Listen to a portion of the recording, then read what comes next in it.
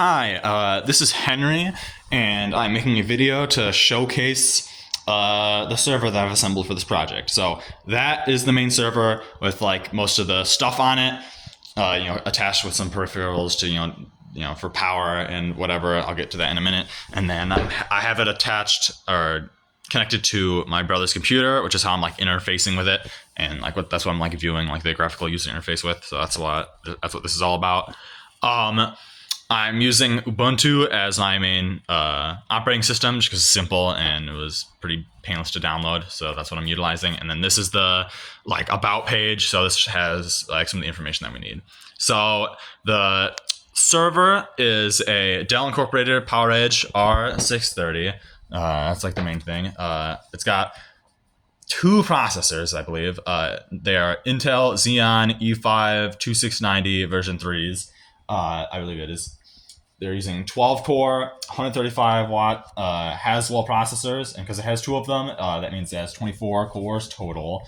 And then it's got four gigabyte PC4 1700, or I guess 17,000 ECC registered memory. So that is equating to the 16 gigabytes right there. And you can see that's got a lot of disk capacity, and that is from the Dell. I believe each of them is 480 gigabytes. The SATA SSD, server hard drive.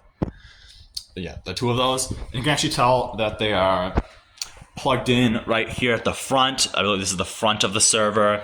So they're kind of stuck in the slots right there. And then the only other peripheral that we needed, to buy, would be the networking cables. So we've got one cable connected to the server, plugged into my brother's computer, and then we've got another one plugged in to the internet, the router specifically, just to for us to be able to download stuff like the operating system and eventually the virtual machine software. So that's what that is the main stuff related to the stuff we had to buy to get the server to work. So for costs, this main server cost $264.75. The SSDs cost $89.90, and I kind of ended up ordering those at vaguely similar times. But the shipping costs for those things would be $21.27, and then the cables were a little less expensive. We just bought those at Walmart. That was $9.96. So I believe the math on that would be it is $385.88. So a little kind of expensive, but not super bad. If we actually start looking at the final product that we've set up, the main thing with it is that it's kind of jittery. I don't know how well that comes in. You can kind of tell the mouse is pretty laggy. I don't think that's an issue with the server itself. I think it is an issue with just having it the way we're viewing it, accessing it, we're plugging it into another device instead of it's on separate monitor. So I think that's kind of causing some weird display issues, but it makes it look a little laggy. But I think it is powerful enough to run these things. It just the way it views looks a little weird. So yeah, I don't know. We just didn't want to buy another monitor for this. We just thought that we could just use our own PCs, our own laptops, which it's kind of caused a couple problems, but in the end we got it to work. So I think it's all right. So the process of setting this up wasn't overly complicated, but kind of took a while. So we ended up having to.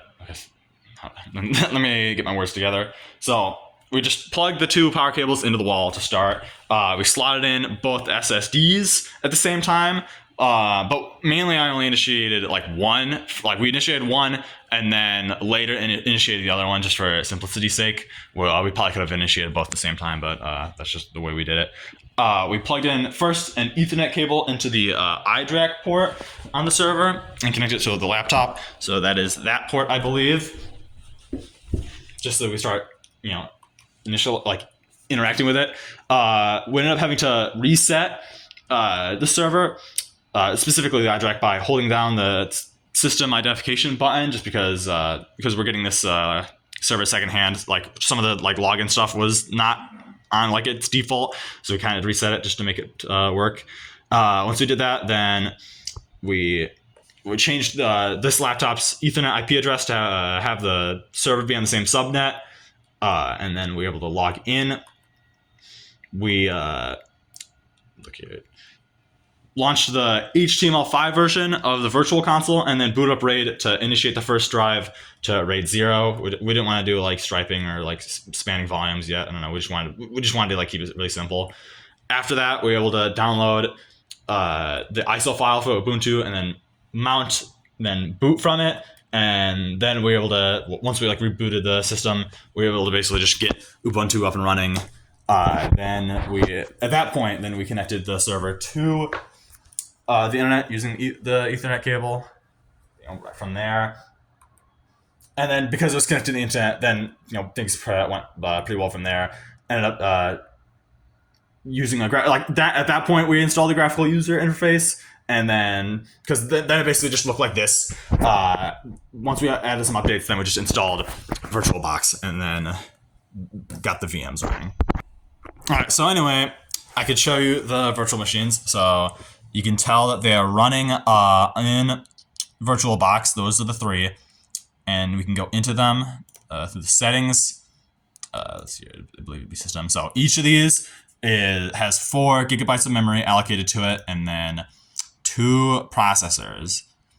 And then specifically, I believe I'll show it here. It is running on a drive we named VM partition. I think mainly just because we ended up initiating one of the drives way later than the other ones, or the second one. We named the 2 different.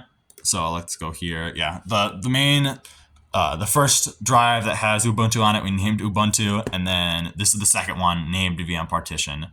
And then yeah, you could have told that it was running on whatever, yeah, VM partition. So it is on a different drive than the main OS. And then just looking at it over here, you can tell that all 3 are running at the same time. They have all got their stuff going on. So that part of the assignment was successful. And then the 3 virtual machines specifically are running Linux Mint, specifically Cinnamon. We just chose that because I just thought it looked nice. And so I believe that is everything. And I think our project went together pretty well. It was a bit of a hassle in the last couple days, but everything's working and we got the stuff done. So yeah, pretty positive experience overall, and pretty happy with how it all turned out. So yeah.